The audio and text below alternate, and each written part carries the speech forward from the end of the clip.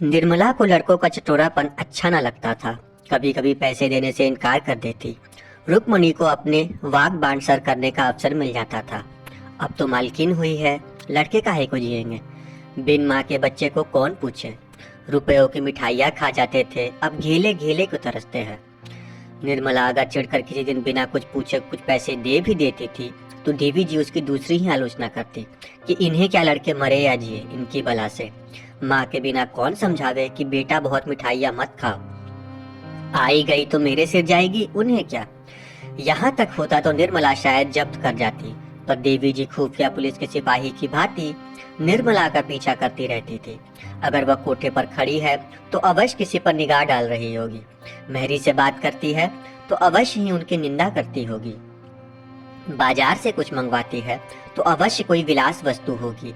वह बराबर उसके पत्र पढ़ने की चेष्टा किया करती, छिप छिप कर उसकी बातें सुना करती। निर्मला उनकी दो धारी तलवार से कांपती रहती थी। यहाँ तक कि उसने एक दिन पति से कहा, आप जरा जीजी को समझा दीजिए, क्यों मेरे पीछे पड़ी रहती है। तोताराम ने तेज होकर कहा, क्या तुम्हें कुछ कहा है क्या। रोज ही कहती है, बात मुंह से निकलनी मुश्किल है।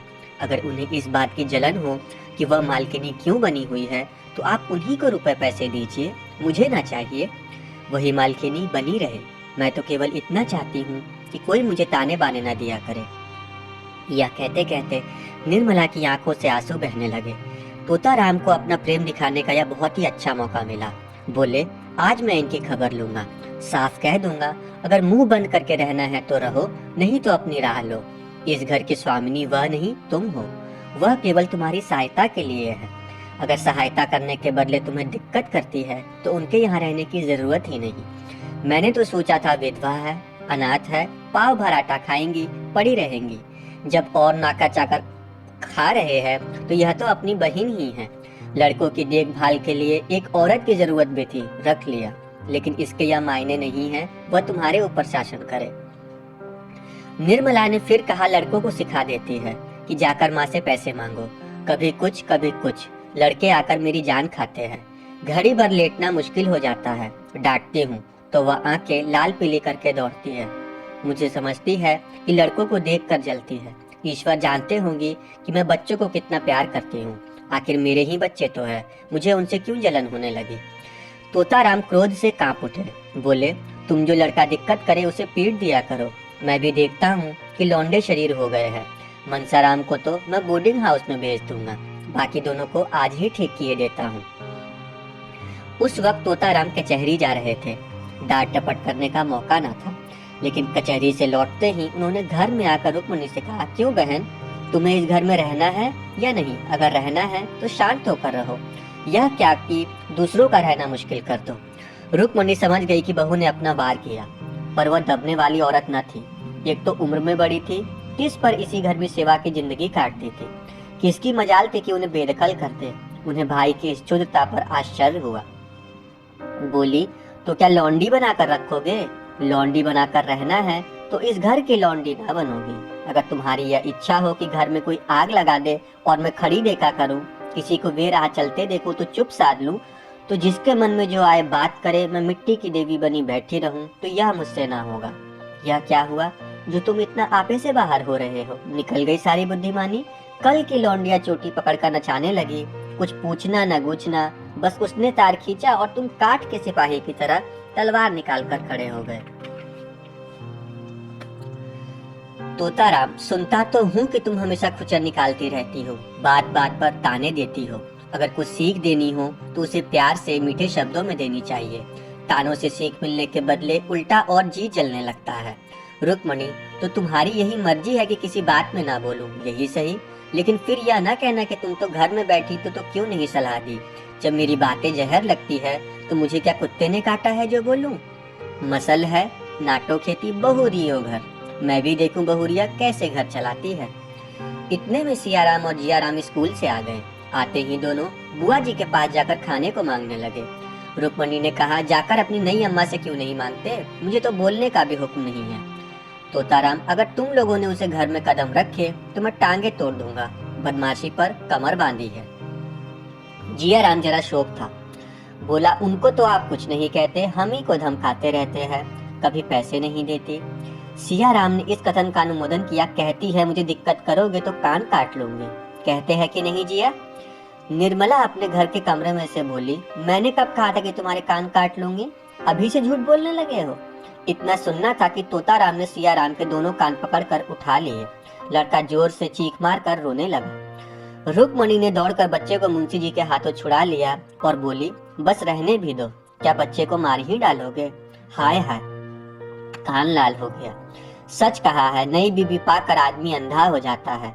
अभी से यह हाल है तो इस घर के भगवान ही मालिक है। निर्मला अपनी विजय पर ही मन प्रसन्न हो रही थी, लेकिन जब मुंशी जी ने बच्चे का कान पकड़कर उठा लिया तो उससे रहा ना गया।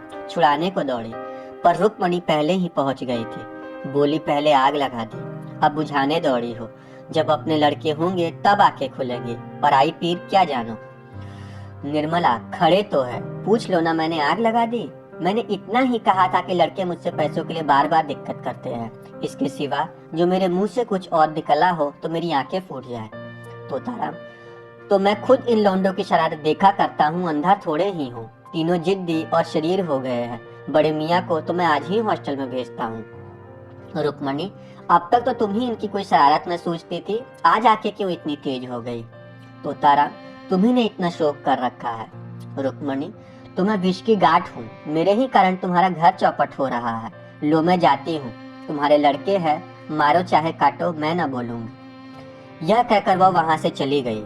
निर्मला बच्चे को रोते देखकर विहल हो उठी। उसने उसे छाती से लगा लिया और गोद में लिए हुए अपने कमरे में लाकर उसे चुमकारने लगी, लेकिन बालक और सिसक सिसक कर रोने लगा। उसका अबोध हृदय इस प्यार में वह मात्र स्नेह न पाता था जिससे दैव ने उसे वंचित कर दिया था। यह वात्सल न था, केवल दया थी। यह वह वस्तु थी जिस पर जिसका कोई अधिकार न हो, जो केवल भिक्षा के रूप में उसे दी जा रही थी। पिता ने पहले भी 2-1 बार मारा था जब उसकी माँ जीवित थी, लेकिन तब उसकी माँ ने उसे छाती से लगाकर रोती न थी। वह अप्रसन्न होकर उसे बोलना छोड़ देती, यहाँ तक कि वह स्वयं थोड़ी ही देर के बाद सब कुछ भूल जाता और माँ के पास दौड़ा जाता था।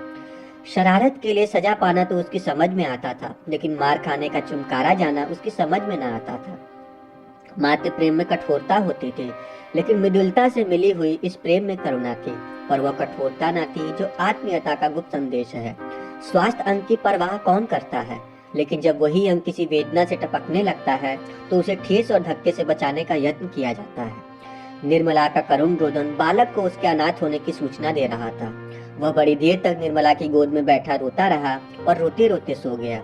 निर्मला ने उसे चारपाई पर सुलाना चाहा तो बालक ने सुसुप्त अवस्था में अपनी दोनों कोमल बाहें उसकी गर्दन में डाल दी और ऐसा चिपट गया मानो नीचे कोई गढ़ा है। शंका और भय से उसका मुख विकृत हो गया। निर्मला ने फिर बालक को गोद में उठा लिया। चारपाई पर न सुला सकी। इस समय बालक को गोद में लिए हुए उसे वह तुष्टि हो रही थी जो अब तक कभी ना हुई थी। आज पहली बार उसे वह आत्मवेदना हुई जिसके बिना आंखें नहीं खुलती।